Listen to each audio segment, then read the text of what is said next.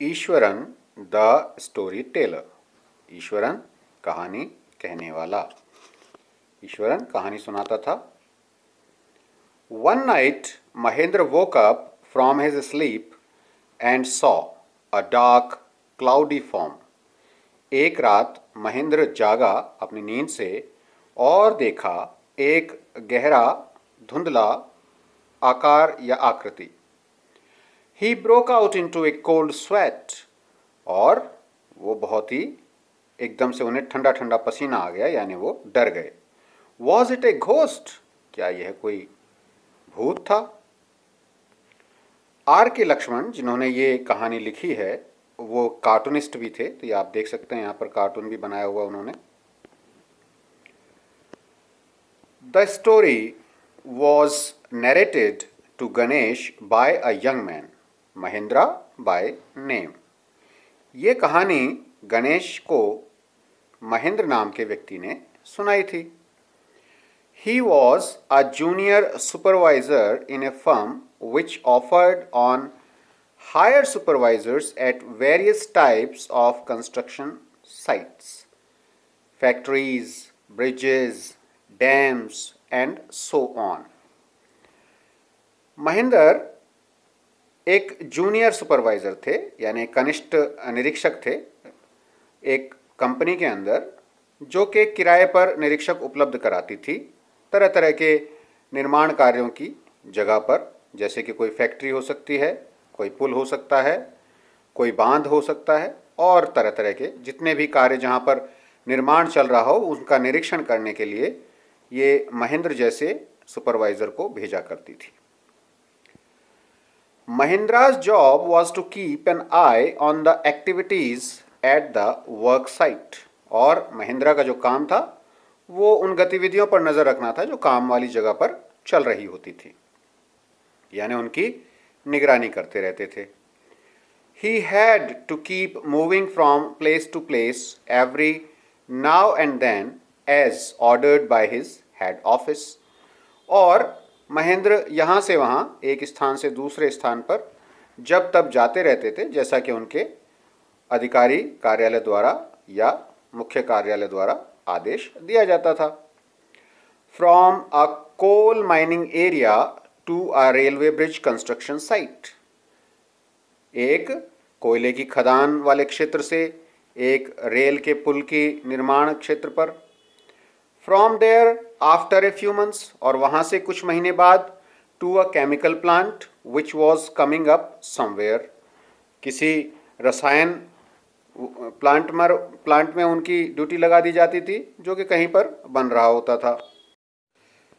He was a bachelor, वो कंवारे थे, यानी उनका विवाह नहीं हुआ था।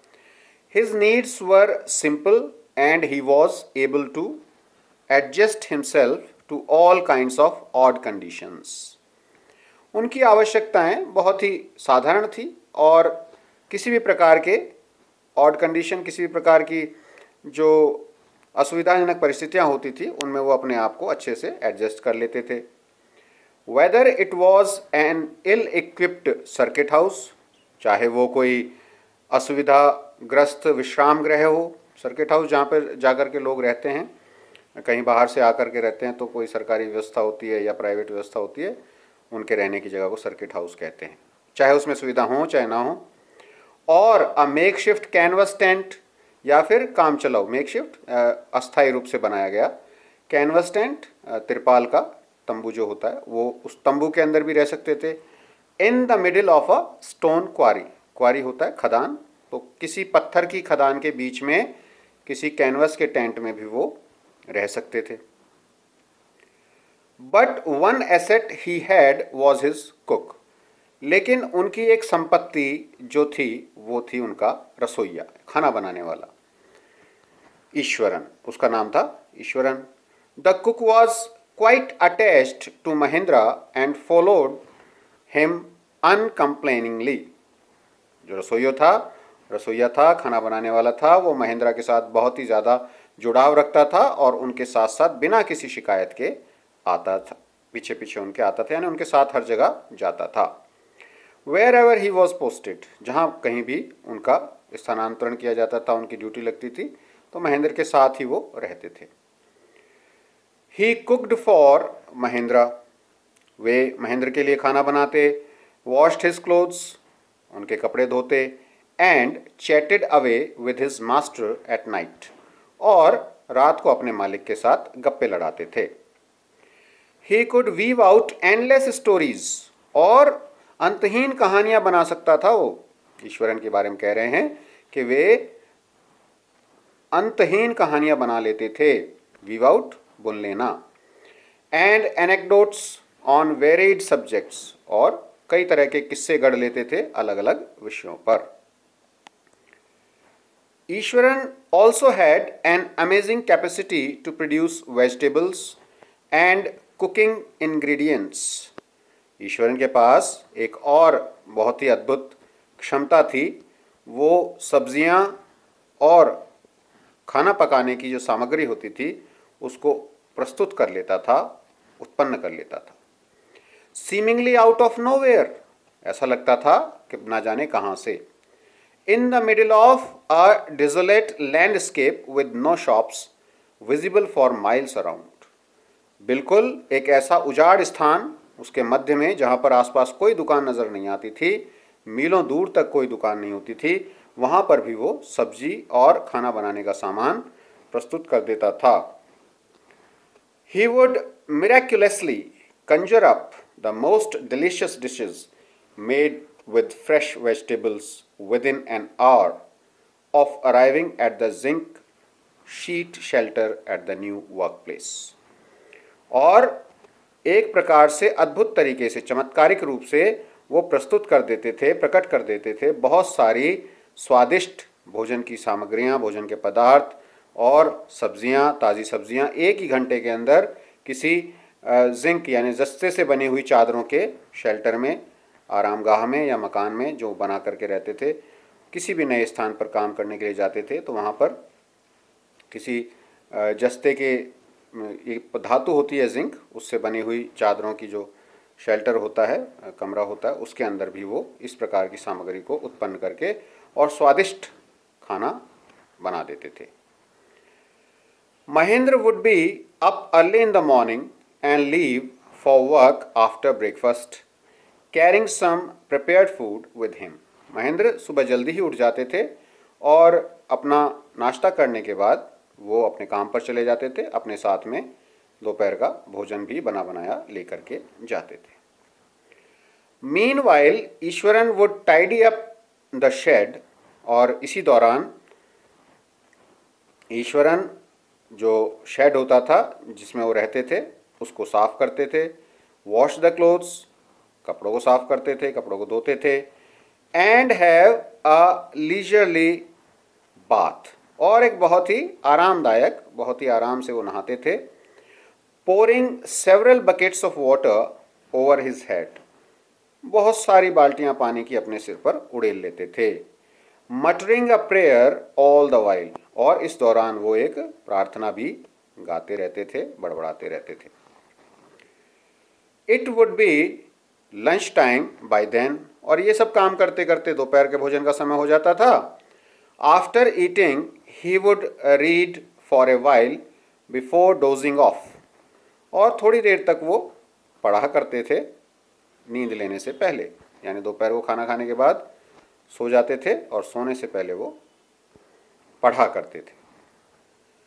The book was usually some popular Tamil thriller running to hundreds of pages, और जो किताब हुआ करती थी वो कोई प्रसिद्ध तमिल की रोमांचक कहानियों वाली या रोमांचक पुस्तक हुआ करती थी जो कि सैकड़ों पन्नों की होती थी, मतलब बहुत मोटी किताब होती थी, बड़ी किताब होती थी। Its imaginative descriptions and narrative flourishes would hold Eswaran in thrall, और इस किताब के अंदर जो कहानियाँ होती थी या उसकी जो कथा होती थी वो इतनी काल्पनिक विवरण उसके अंदर होता था, इस प्रकार से कहा जाता था, उसको अलंकृत भाषा में कहा जाता था, बहुत सजा धजा करके बोला जाता था कि ईश्वरन उससे सम्मोहित हो जाता था। इंथ्राल, सम्मोहित हो जाता था। His own descriptions were greatly influenced by the Tamil authors that he read. उनके स्वयं के विवरण भी बहुत ही ज़्यादा इस तमिल लेखकों के लिखी हुई जो कहानियाँ होती थी उनसे बहुत ज़्यादा प्रभावित होते थे, जो वो पढ़ा करते थे। यानी जो कहानियाँ वो पढ़ते थे अपनी बातें भी उसी प्रकार से कहा करते थे। When he was narrating even the smallest of incidents, he would try to work in suspense and a surprise ending into the account. जब वो कोई बात बता रहे होते थे, छोटी सी बात भी होती थी, छोटी सी घटना भी होती थी, तो वो कोशिश करते थे कि उसका अंत बहुत ही रहस्यमय हो, आश्चर्यजनक से रूप से हो। उसका जो विवरण वो दिया करते थे वो इस प्रकार से होता था कि उसके अंदर कुछ ना कुछ रहस्यात्मक चीज का समावेश हो जाए। फॉर एग्जाम्पल, उदाहरण के लिए, instead of saying that he had come across an uprooted tree on the highway, he would say, ये कहने के बजाय कि उन्होंने बड़ी सड़क पर एक उखड़ा हुआ पेड़ देखा था, वो कहा करते थे। ईश्वरन इस तरह से उसका ब्यौरा देते थे। With eyebrows suitably arched and hands held out in a dramatic gesture, उनकी भौहें जो आंखों के ऊपर होती हैं वो मुड़ी हुई रहती थी बहुत ही अद्भुत तरीके से, और उनके हाथ बहुत ही नाटकीय ढंग से एक मुद्रा में रहते थे, और वो इस प्रकार से विवरण देते थे। The road was deserted and I was all alone. सड़क बिल्कुल सुनसान थी और मैं वहाँ अकेला था। Suddenly I spotted something that looked like an enormous bushy beast lying sprawled across the road. अचानक तभी मैंने एक कुछ देखा जो कि बहुत विशाल था, बहुत बड़ा, बहुत घने बालों वाला जानवर जो कि पसरा पड़ा था सड़क पर। I was half inclined to turn and go back. मैं आधे मन से वापस आने ही वाला था, मैंने विचार बना ही लिया था वापस आने का। But as I came closer, I saw that it was a fallen tree. और जैसे ही मैं उसके नज़दीक गया, मैंने देखा कि ये तो एक उखड़ा हुआ पेड़ है, गिरा हुआ पेड़ है। With its dry branches spread out, जो इसकी सूखी शाखाएं इधर उधर फैली हुई हैं। Mahendra would stretch himself back in his canvas chair and listen to Ishwaran's tales uncritically. Mahendra बहुत ही आराम से ये कहानियाँ सुना करते थे बिना किसी आलोचना के, अपनी कैनवस चेयर के अंदर अपने आप को अच्छे तरीके से लिटा करके या लेट करके बैठ करके आराम से ये कहानियाँ सुना करते थे और किसी प्रकार की कोई आलोचना नहीं करते थे, uncritically. The place I come from is famous for timber. जिस जगह से मैं आता हूँ वो लकड़ी के लिए प्रसिद्ध है। Eswaran would begin. ईश्वरन इस प्रकार से प्रारंभ करते थे। There is a richly wooded forest all around. The logs are hauled onto the lorries by elephants. वहाँ पर बहुत ही घना जंगल, चारों तरफ घना जंगल, लकड़ी के बड़े बड़े लट्ठे लॉरियों में, ट्रकों में हाथियों के द्वारा लादे जाते थे। They are huge, well-fed beast.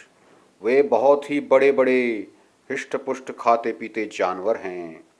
When they turn wild, even the most experienced mahout is not able to control them. जब ये जानवर अनियंत्रित हो जाते हैं, गुस्से में आ जाते हैं, तो अनुभवी से अनुभवी महावत भी इनको नियंत्रित नहीं कर सकता। After this prologue, Ishwaran would launch into an elaborate anecdote involving an elephant. और इस लंबी भूमिका के बाद ईश्वरन एक कहानी प्रारंभ करते थे जिसके अंदर हाथी होता था। One day a tusker escaped from the timber yard. एक दिन एक हाथी लकड़ी के गोदाम से बाहर निकल आया and began to roam about, और इधर उधर घूमने लगा, stamping on bushes, झाड़ियों को कुचलता हुआ, tearing up wild creepers, जंगली बेलों को उखाड़ता हुआ, and breaking branches at will, और पेड़ की शाखाओं को मनचाहे तरीके से तोड़ता हुआ। You know, sir, how an elephant behaves when it goes mad. आप जानते हैं श्रीमान, हाथी का व्यवहार कैसा होता है जब वो पगला जाता है, पागल हो जाता है। Ishwaran would get so caught up in the excitement of his own story that he would get up from the floor and jumped about, stamping his feet in emulation of the mad elephant. Eswaran अपनी कहानी में इतना ज़्यादा खो जाता था, इतना ज़्यादा आकर्षित हो जाता था अपनी ही कहानी से कि वो उत्तेजना के अंदर ज़मीन पर खड़ा होकर के उछलने लगता था, अपने पैर पटकने लगता था, बिल्कुल पागल हाथी की नकल उतारते हुए। The elephant reached the outskirts of our town. हाथी हमारे कस्बे के बाहरी क्षेत्र में पहुंचा, breaking the fences down like matchsticks, और माचिस की तीलियों की तरह उसने बाड़ जो बाहर लगी हुई है उसको तोड़ डाला। He would continue, और वो इसी प्रकार जारी रखता, कहानी सुनाता रहता। It came into the main road and smashed all the stalls selling fruits. वो मुख्य सड़क पर आ गया और उसने सभी फलों वाले जितनी भी दुकानें थी उन्हें कुचल दिया। मड पॉट्स एंड क्लोथ्स, जितने भी वहाँ पर मिट्टी के बर्तन रखे हुए थे, कपड़े रखे हुए थे, उन सब को बर्बाद कर दिया। People ran helter skelter in panic. लोग इधर उधर डर के मारे भागे। The elephant now entered a school ground where children were playing. अब ये हाथी जो था वो एक विद्यालय में चला गया जहाँ पर बच्चे खेल रहे थे। Breaking through the brick wall, और जो ईंटों की दीवार बनी थी उसको तोड़ते हुए वो अंदर गया था। All the boys ran into the classrooms. सभी लड़के अपने कक्षों में पहुंच गए। And shut the doors tight, और दरवाजे जोर से बंद कर लिए। The beast grunted and wandered about.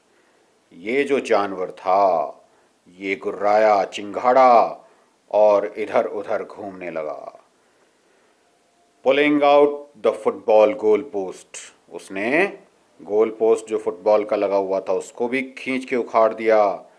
Tearing down the volleyball net, और वॉलीबॉल के नेट को भी चीर दिया, फाड़ दिया।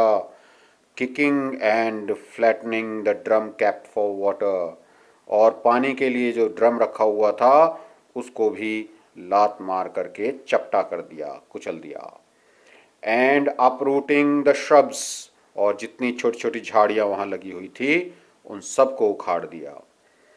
Meanwhile all the teachers had climbed up, और इसी दौरान जितने भी अध्यापक थे वो सभी ऊपर चले गए। To the terrace of the school building, school विद्यालय की छत के ऊपर चले गए, छज्जे के ऊपर चले गए। From there they helplessly watched the depredation of the elephant, और वहाँ से वो बहुत ही असहाय की तरह से इस हाथी का विनाशकारी आक्रमण देखते रहे।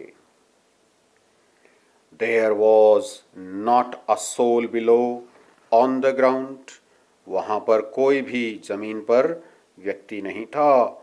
The streets were empty as if the inhabitants of the entire town had suddenly disappeared. गलियाँ एकदम खाली थी, जैसे कि वहाँ के सारे निवासी पूरे के पूरे कस्बे से अचानक गायब हो गए हों, लुप्त हो गए हों। I was studying in the junior class at that time. मैं उस समय अपनी जूनियर क्लास में पढ़ा करता था। And was watching the whole drama from the rooftop. और ये सारा नाटक मैं छत पर से देख रहा था। I don't know what came over me suddenly. मुझे नहीं पता अचानक मुझ पर क्या हुआ। I grabbed a cane from the hands of one of the teachers. मैंने एक अध्यापक से एक छड़ी को छीन लिया। And ran down the stairs, और सीढ़ियों से नीचे भागा। एंड इनटू द ओपन, और खुली जगह पर आ गया। The elephant granted and menacingly swung a branch of tree which it held in its trunk. ये जो हाथी था वो चिंघाड़ा और बहुत ही बुरे तरीके से, भयानक तरीके से, आक्रामक तरीके से उसने एक पेड़ की शाखा को घुमाया जो कि उसने अपने सूंड में पकड़ी हुई थी। इट स्टैम्प्ड इट्स फीट, उसने अपने पैर को जोर से पटका। Kicking up a lot of mud and dust, जिससे कि बहुत सारा कीचड़ और धूल उड़ गई। इट लुक्ड फ्राइटनिंग, ये बहुत ही डरावना था, बहुत ही डरावना दिख रहा था। But I moved slowly towards it, लेकिन मैं धीरे धीरे इसकी ओर बढ़ा। स्टिक इन हैंड, हाथ में लकड़ी लिए हुए। People were watching the scene hypnotised from nearby house tops, लोग सम्मोहित होकर के ये दृश्य देख रहे थे आसपास के घरों की छतों पर से। The elephant looked at me red eyed, हाथी मुझे गुस्से वाली लाल आंखों से देख रहा था। Ready to rush towards me, और मुझ पर झपटने के लिए तैयार था। It lifted its trunk and trumpeted loudly, उसने अपनी सूंड को ऊपर उठाया और जोर से चिंघाड़ा। At that moment I moved forward, उसी क्षण मैं आगे बढ़ा। And mustering all my force, और अपनी पूरी शक्ति को बटोर कर इकट्ठा करके whacked its third toenail on the quick, और जल्दी से उसकी जो तीसरे पंजे का नाखून था उस पर बहुत ही तेजी से मैंने प्रहार किया। The beast looked stunned for a moment, और ये जानवर एक क्षण के लिए भौचक्का रह गया, स्तब्ध रह गया। Then it shivered from head to foot, और उसके बाद वो सर से पांव तक कपकपा गया। एंड कोलैप्स्ड, और जमीन पर धड़ाम से गिर गया।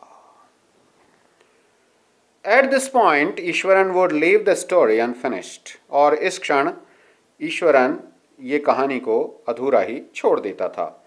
एंड गेट अप मम्बलिंग, और बड़बड़ाते हुए खड़ा हो जाता था। I will be back after lighting the gas and warming up the dinner, मैं खाना गर्म करने के बाद और लाइट जलाने के बाद वापस आऊँगा। Mahendra, who had been listening with rapt attention, would be left hanging, और महेंद्र जो इस कहानी को बहुत ही तन्मयता से, अपनी पूरे ध्यान से सुन रहे होते थे, वो अधूरे में ही अटक जाते थे, अनिश्चय की स्थिति में रह जाते थे। When he returned, Eswaran would not pick up the thread of the story right away, और जब वो ईश्वरन वापस आता तो उस कहानी को वहीं से नहीं उठाता था जहां पर उसने उसे छोड़ा था। Mahindra would have to remind him that the conclusion was pending, Mahendra को उसे ये बात याद दिलानी पड़ती थी कि अभी जो उसका निर्णय है कहानी का वो बाकी है। Well, a veterinary doctor was summoned to revive the animal. एक जानवरों के डॉक्टर को बुलाया गया उस जानवर को होश में लाने के लिए। ईश्वरन वुड shrug casually, और ईश्वरन बहुत ही लापरवाही से अपना कंधा उचका देता था, उठा देता था। When he returned, Eswaran would shake his head, और ईश्वरन बहुत ही लापरवाही से अपना कंधा उचका देता था, उठा देता था। Eswaran would shake his head, और ईश्वरन बहुत ही लापरवाही से अपना कंधा उचका देता था, उठा देता था। 2 days later it was led away by its mahout to the jungle. और 2 दिन बाद इसका महावत इसको जंगल में ले जाता था. Well, how did you manage to do it, Eswaran? How did you bring down the beast?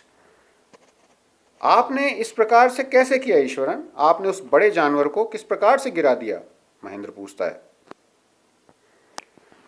It has something to do with the Japanese art. I think so. Karate or Jiu-Jitsu it is called.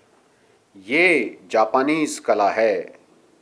श्रीमान, मुझे ऐसा लगता है कि इसे karate या जूजित्सु कहते हैं. I had read about it somewhere. मैंने कहीं इसके बारे में पढ़ा था. It temporarily paralyzes the nervous system, you see. और ये जो हमारा तंत्रिका तंत्र होता है उसे अस्थायी रूप से क्षतिग्रस्त कर देता है, लकवाग्रस्त कर देता है. Not a day passed without Ishwaran recounting some story packed with adventure, horror and suspense. एक भी दिन ऐसा नहीं गुजरता था जब ईश्वरन ऐसी कोई कहानी ना लेकर के आया हो जिसके अंदर साहसिक कार्य, भय और रहस्य ना हो. Whether the story was credible or not, कहानी विश्वसनीय हो, विश्वास करने लायक हो या ना हो, Mahendra enjoyed listening to it because of the inimitable way in which it was told. Mahendra को बड़ा ही आनंद आता था ये कहानियाँ सुनने में, क्योंकि जो सुनाने का तरीका था, जो कहने का तरीका था, वो बहुत ही अनूठा था. Eswaran seemed to more than make up for the absence of a TV in Mahendra's living quarters. और टीवी की कमी को पूरा करता था. महेंद्र कहीं उससे ज़्यादा, टीवी से कहीं ज़्यादा काम करता था, उसकी कमी को पूरा करता था ईश्वरन के इस रहने वाले घर के अंदर. One morning when Mahendra was having breakfast, Eswaran asked, एक सुबह जब महेंद्र खाना खा रहे थे, सुबह नाश्ता कर रहे थे, ईश्वरन ने पूछा, Can I make something special for dinner tonight, sir? क्या आज मैं कुछ विशेष भोजन बना लूं, श्रीमान? After all, today is an auspicious day. आखिरकार आज एक शुभ दिन है. According to tradition, we prepare various delicacies to feed the spirits of our ancestors today. आज परंपरा के मुताबिक हमारे यहाँ बहुत ही स्वादिष्ट खाना बनाया जाता है और हमारे पूर्वजों की आत्माओं को प्रदान किया जाता है. That night, Mahendra enjoyed the most delicious dinner and complimented Ishwaran on his culinary skills. उस रात महेंद्र ने बहुत ही स्वादिष्ट भोजन किया और ईश्वरन को प्रशंसा की ईश्वरन की कि उसके जो पाक कला है, उसके जो खाना बनाने का कौशल है, वो बहुत ही अच्छा है. इस तरह से उसकी प्रशंसा भी की. He seemed very pleased, but unexpectedly launched into a most garish account involving the supernatural. वो बहुत ही प्रसन्न नजर आ रहे थे, लेकिन अप्रत्याशित रूप से, यानी जिसकी कल्पना भी नहीं थी, उन्होंने एक ऐसी कहानी, ऐसी भयावह कहानी का वर्णन करना शुरू कर दिया जिसके अंदर कुछ सुपरनैचुरल चीज़ें थी. सुपरनैचुरल का मतलब होता है कुछ अलौकिक, जो कि हम समझ नहीं पाते हैं, और इस कहानी में इसका मतलब है भूत प्रेत से संबंधित. You know, sir, this entire factory area we are occupying was once a burial ground. आपको पता है श्रीमान, ये जो पूरा का पूरा फैक्ट्री का क्षेत्र है जिसमें हम रहते हैं, ये कब्रिस्तान था. He started, उसने शुरू किया. Mahendra was jerked out of the pleasant reverie he had drifted into after the satisfying meal. और ये बात सुनते ही महेंद्र एकदम झटका खा करके अपने जो बहुत ही स्वादिष्ट भोजन खाने के बाद स्वप्न दुनिया में चला गया था, सपने ले रहा था, आनंद से बैठा हुआ था, और अचानक से वो बाहर आ गया. I knew on the first day itself when I saw a human skull lying on the path. अरे मैं तो पहले दिन से ही ये बात जानता हूँ जब मैंने एक आदमी की खोपड़ी को रास्ते में पड़ा हुआ देखा था. Even now I come across a number of skulls and bones. अभी भी मुझे कई खोपड़ियाँ और हड्डियाँ मिल जाती हैं. Eswaran continued.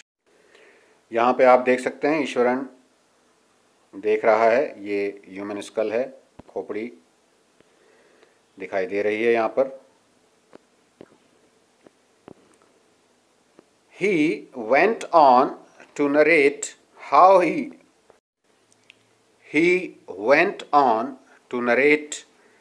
he sometimes saw ghosts and at night. वो कई बार ये बात आगे बताने लगा कि किस प्रकार से वो रात को भूतों को देखता था. I am not easily frightened by these things, sir. मैं इन चीज़ों से आसानी से डरता नहीं हूँ श्रीमान. I am a brave fellow. मैं एक बहुत ही बहादुर इंसान हूँ. But one horrible ghost of a woman which appears off and on at midnight during the full moon. लेकिन वो भयानक भूत जो एक महिला का है, जो कभी कभी नज़र आ जाता है आधी रात को, पूर्णिमा की आधी रात को, फुल मून पूर्णिमा की आधी रात को. It is an ugly creature. ये बहुत ही भद्दा प्राणी है. With matted hair. उसके उलझे हुए बाल हैं. And a shrivelled face. और झुर्रीदार चेहरा है. Like a skeleton holding a foetus in its arms. और बिल्कुल कंकाल की तरह है जो कि अपने हाथों में भ्रूण लिए रहता है. फीटस आपको बता दे जो निर्जीव जन्म लेने से पहले बच्चे की स्थिति होती है, उसे फीटस कहते हैं. Mahendra shivered at the description and interrupted rather sharply. Mahendra इस बात को सुनकर के कपकपा गया, उसे कपकपी छूट गई और उसने रोक दिया ईश्वरन को बीच में ही बहुत ही तेजी के साथ. You are crazy, Eswaran. There are no such things as ghosts or spirits. It is all a figment of your imagination. तुम पागल हो ईश्वरन. ऐसी कोई चीज़ नहीं होती है, कोई भूत नहीं होता, कोई आत्माएं नहीं होती हैं. तुम्हारी सब कल्पनाओं का हिस्सा है ये सब. Get your digestive system examined. जाओ अपना पाचन तंत्र ठीक कराओ, उसकी जांच कराओ. अपनी हाजमा कैसा है आपका, ख़राब हो गया, उसको ठीक कराओ. And maybe your head as well. और शायद अपना दिमाग भी, यानी आपका दिमाग भी खराब है और आपका हाजमा भी खराब है, उनका परीक्षण कराओ, जांच कराओ. You are talking nonsense. तुम बिल्कुल बकवास कर रहे हो, बेकार की बातें कर रहे हो. He left the room and retired for the night. और ईश्वरन ने कमरा छोड़ दिया, यानी वो कमरे से निकल गया और पूरी रात के लिए चला गया, यानी सोने चला गया. Expecting Iswaran to sulk for a couple of days. और इस बात की आशा थी महेंद्र को कि ईश्वरन कुछ दिनों तक नाराज रहेगा. But the next morning he was surprised to find the cook as cheerful and talkative as ever. और वो इस बात से बड़े ही आश्चर्यचकित हुए कि अगले दिन बहुत ही खुश था उनका जो रसोइया था और बहुत वैसे ही बातें कर रहा था जैसे कि हमेशा करता रहता था. From that day on Mahendra for all his brave talk. और उस दिन से महेंद्र के जितने भी उसके बहादुरी भरे काम होते थे, उनकी बातें होती थी, बहादुरी की बातें करते थे. Went to bed with a certain unease. बिस्तर पर बहुत ही असहज अवस्था में जाते थे. Every night he peered into the darkness. हर रात को वो अंधेरे में झांकते थे बाहर. Outside through the window. खिड़की से बाहर की तरफ झांका करते थे. नेक्स्ट टू हिज बेड, जो कि उनके बिस्तर के पास ही थी. Trying to make sure that there was no movement of dark shapes in the vicinity. और इस बात को वो सुनिश्चित करते थे कि बाहर किसी प्रकार की जो काली आकृतियां हैं उनके आसपास के क्षेत्र में वहाँ पर कोई गतिविधि उनकी ना हो रही हो। But he could only see a sea of darkness with the twinkling lights of the factory miles away। लेकिन उन्हें दूर तक टिमटिमाती हुई फैक्ट्री की लाइटों के अलावा, बिजली की लाइटों के अलावा अंधेरे का समुद्र ही नजर आता था। He had always liked to admire the milk white landscape on full moon nights। उन्हें हमेशा ही ये बात पसंद थी कि वो बाहर जो दूधिया स्थान है, दृश्य है, पूर्णिमा की रात को उसका आनंद लें, उसको वो उन्हें पसंद करते थे, ये बात उन्हें बहुत पसंद थी हमेशा ही। But after hearing Iswaran's story of the female ghost he avoided looking out of his window altogether when the moon was full. लेकिन ईश्वरन की कहानी को सुनने के बाद, जो कि महिला की कहानी थी, महिला भूत की कहानी थी, उसको सुनने के बाद वो अब खिड़की से बाहर देखना बिल्कुल ही बंद कर दिया करते थे जब भी ये पूर्णिमा की रात होती थी। यानी वो अब पूर्णिमा की रात को बाहर नहीं देखा करते थे। One night Mahendra was woken up from his sleep by a low moan close to his window। एक रात महेंद्र जाग गए गहरी नींद से, उनके खिड़की के पास से एक हल्की कराहने की आवाज आ रही थी। At first he put it down to a cat prowling around for mice।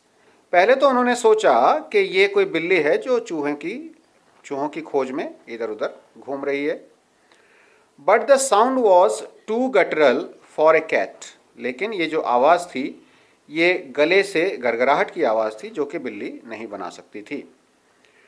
He resisted the curiosity to look out lest he should behold a sight which would stop his heart। उन्होंने अपनी जिज्ञासा को भरकस रोकने का प्रयास किया कि बाहर ना देखूं, कहीं ऐसा ना हो कि बाहर देखते ही उनका जो दृश्य बाहर देखें उससे उनका हृदय रुक जाए। But the wailing became louder and less feline। लेकिन जो कराहट थी, जो रोना था, वो और भी तेज होता जा रहा था और बिल्ली जैसा नहीं लग रहा था, फिलाइन बिल्ली जैसा। He could not resist the temptation anymore। और वो अब इस लोभ को और ज़्यादा नहीं संभाल पाए, यानी उसका जो बाहर देखने का उनकी इच्छा थी उसको रोक नहीं पाए। Lowering himself to the level of the window sill, और अपने आप को खिड़की की चौखट के बराबर लेकर के आते हुए he looked out at the white sheet of moonlight outside। बाहर उन्होंने देखा चांदनी की जो सफ़ेद चादर थी वो बिखरी हुई थी। There not too far away, वहाँ पर ज़्यादा दूर नहीं था कुछ भी, was a dark cloudy form clutching a bundle। एक धुंधली आकृति एक गठरी को पकड़े हुए वहाँ उसे नजर आई। Mahendra broke into a cold sweat and fell back on the pillow। Mahendra ठंडे पसीने से नहा गए और अपने तकिए पर गिर गए, मतलब बहुत ज़्यादा भयभीत हो गए और अपने डर के मारे वो तकिए पर बिस्तर पर जा गिरे, पैंटिंग और हाँफने लगे। As he gradually recovered from the ghastly experience,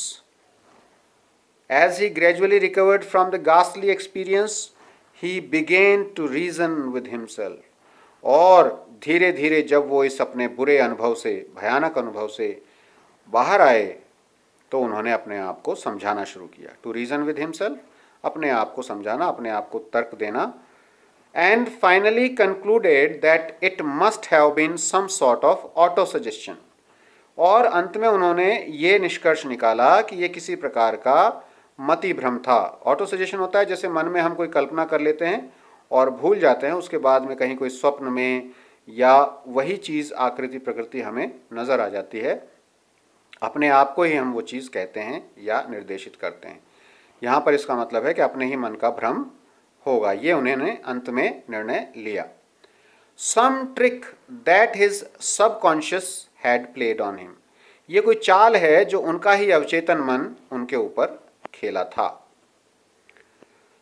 By the time he had got up in the morning, और जब वो सुबह उठे, had a bath and come out to have his breakfast, और जब उन्होंने अपना नाश्ता कर लिया, the horror of the previous night had faded from his memory. उनका जो रात का भय था वो धीरे धीरे उनकी याद से समाप्त हो गया, हल्का पड़ गया. Eswaran greeted him at the door with his lunch packet and his bag. Eswaran ने दरवाजे पर ही इन्हें नमस्कार किया और उनका दोपहर के खाने का पैकेट और बैग दे दिया. Just as Mahendra was stepping out, Eswaran grinned and said.